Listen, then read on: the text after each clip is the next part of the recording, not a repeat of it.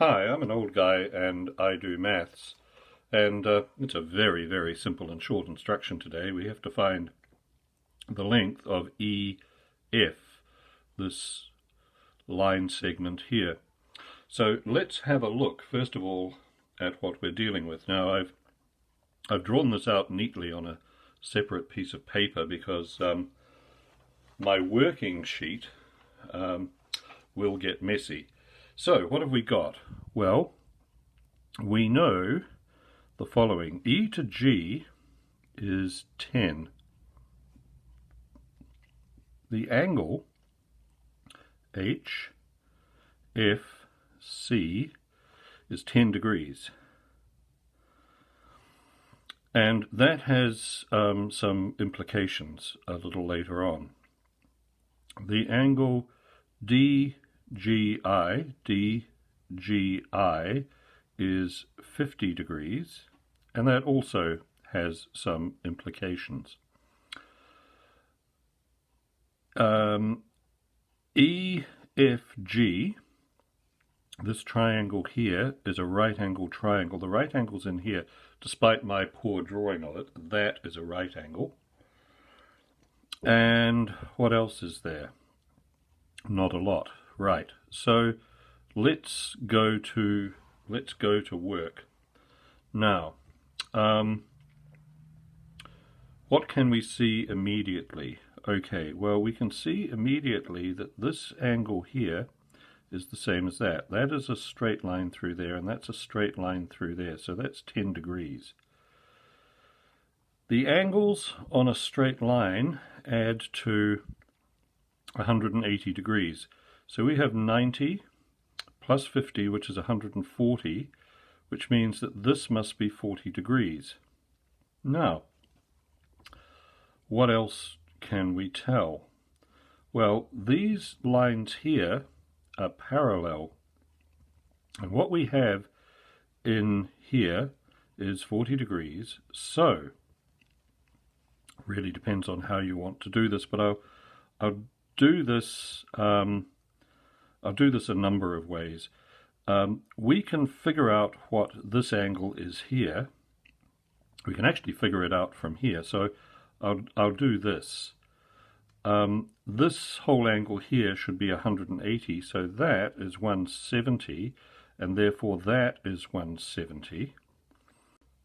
Should be 170. Now that's this angle here, not to be confused with this angle here. Now, where does that get us?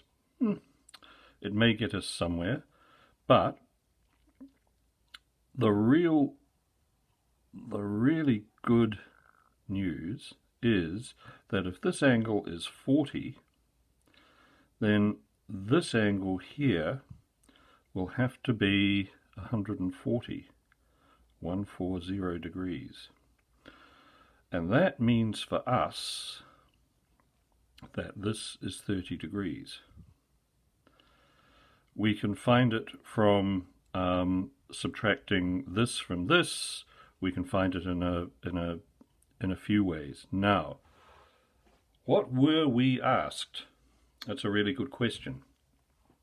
I've been finding all of these angles, and what we were actually asked to do was to find the length of E to F. So what I'm going to do is I'm going to extract this triangle from all of the work here, and I'm going to draw it like this. So there is the right angle.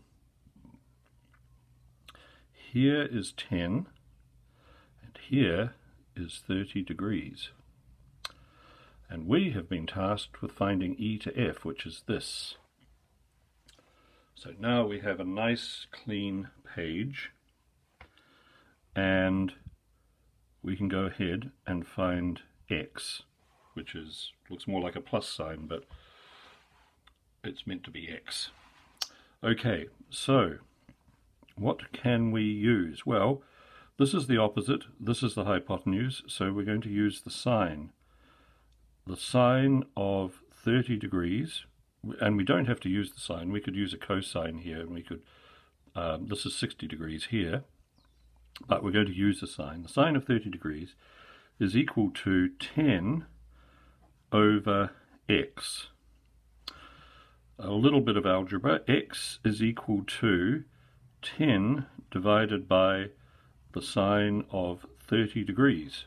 And it's out with the trusty calculator.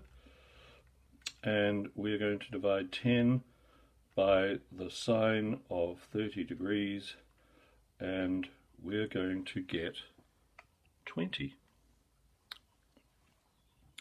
So we didn't know, I think, what units this was measured in, but it turns out that this line here is 20 of those units if this is 10. And that's the working. But to get there, we have to find this. And that's the really important thing, finding that. Because once we know that, we can use this measurement here to find that. So I hope that was useful and interesting. If it was, please like and subscribe, and I will see you next time. Bye.